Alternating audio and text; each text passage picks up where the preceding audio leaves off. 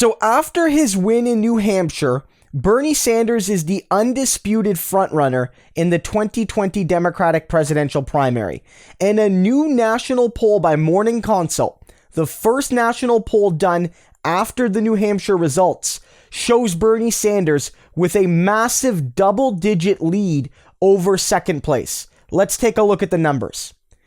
Bernie Sanders here is at 29%, which is 10% ahead of Joe Biden at 19, Bloomberg right behind him at 18, Buttigieg at 11, Warren at 10, Klobuchar at 5. And as always, the movement matters. And if you look at this particular poll, there's a 7-point swing from Joe Biden to Bernie Sanders because Biden is down 3. That's the chief reason why Bernie Sanders has opened up a double-digit lead in this particular poll. Other people are moving, Bloomberg up 1, Klobuchar up 2, Warren down 1, but all of those movements are within the margin of error, so they could just be statistical blips. It's much more likely that the key movement here is very clearly Biden down, Bernie up since New Hampshire. And that makes a lot of sense because Bernie Sanders got his win. Bernie won Iowa under any reasonable estimation, but it was undisputed that Bernie won New Hampshire, and it was undeniable that Joe Biden had a disastrous result in New Hampshire. So disastrous that he even left before the vote was closed. He knew it was going to be that bad for him. And this shows that Bernie Sanders has a massive lead on the field, and that even Michael Bloomberg, who's been surging in some other polls, isn't really rising all that quickly in relation to Bernie. And this might well indicate, although it is hard to say 100%, that Bernie Sanders may well benefit at least somewhat from Joe Biden's collapse. Because we have to be real here, that while a lot of us politicos might question how could someone go from Biden to Sanders, in the last video that I covered from Morning Consult polling just before New Hampshire, it was very clear that Bernie Sanders was the second choice of a plurality of Biden supporters, meaning that hypothetically at least, as Biden's numbers drop, everybody's going to get increased support, but Bernie Sanders may get more support than other people. This could be an indication of that happening. And one reason Joe Biden is in freefall surrounds the question of electability. And as I've noted for weeks now, the only reason Joe Biden was ahead of Bernie Sanders in the national polling and in key state polling was the perception that he was the only one to beat Trump or the best one to beat Trump, maybe a bit of both, and that because of that, he was getting a lot of loyal support over the long term. It was the reason why Biden led this contest, often by double digits himself, for much of 2019 and even for the early parts of 2020.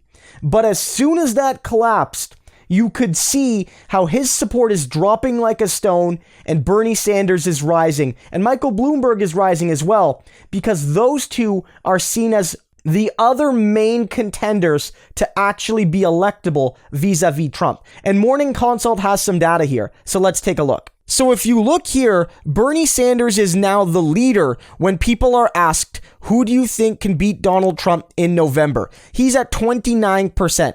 Michael Bloomberg is now in second at 25%. And Joe Biden himself is down 12 to 17. And that movement matters because Bernie being up 6 and Bloomberg being up 7 means that they are getting the lion's share of new support from those people who are focused on the electability question. So that's why in a lot of polls, people are saying that it's moving towards a Bernie versus Bloomberg matchup, because on the key question of beating Trump, many people see those two as the ones to do it. And Biden was in that group, but he's quickly dropping out of it. And this goes to show, I feel, the real weaknesses of the other candidates. A lot of people have been trying to build up Pete Buttigieg for his quote-unquote win in Iowa and his strong second place finish in New Hampshire, and they're trying to do the same for Amy Klobuchar, given that she had a surprise third and a strong third in New Hampshire. But if you look at these numbers, very few primary voters believe they have what it takes to defeat Donald Trump. And when you combine that with the fact that they have almost no minority support, it really shows that beyond states like Iowa and New Hampshire, small, almost entirely white states. I don't know if they're going to have the ability to win. And Elizabeth Warren is clearly being seen here in decline. Her support among electability is down 4%, which is quite a bit given how low she was in that number already. And I think one final narrative that we have to look at here is how people feel after New Hampshire, where Bernie Sanders was the winner. Because one of the narratives you're seeing from the neoliberal media is that Bernie Sanders is damaging the party, is that Bernie Sanders can't unify the non-Bernie supporters, that Bernie has a dedicated base, but he cannot expand. But here it's showing that they're happy with the results in New Hampshire, they're confident that the winner of New Hampshire can win the general election, and they're happy with the direction the party is moving in. And of course, we know Bernie Sanders was the winner in New Hampshire.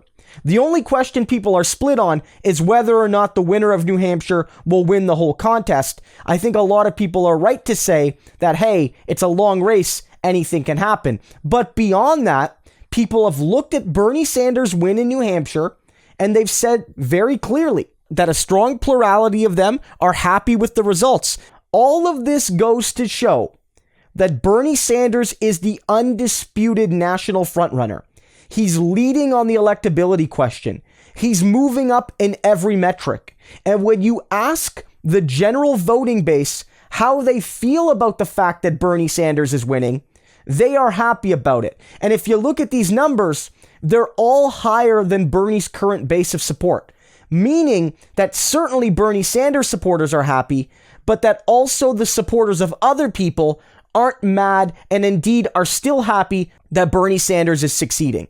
These are all positive signs, and it's a clear demonstration that not only is Bernie Sanders poised to win the nomination, but that he's poised to bring along the Democratic Party with him when he does.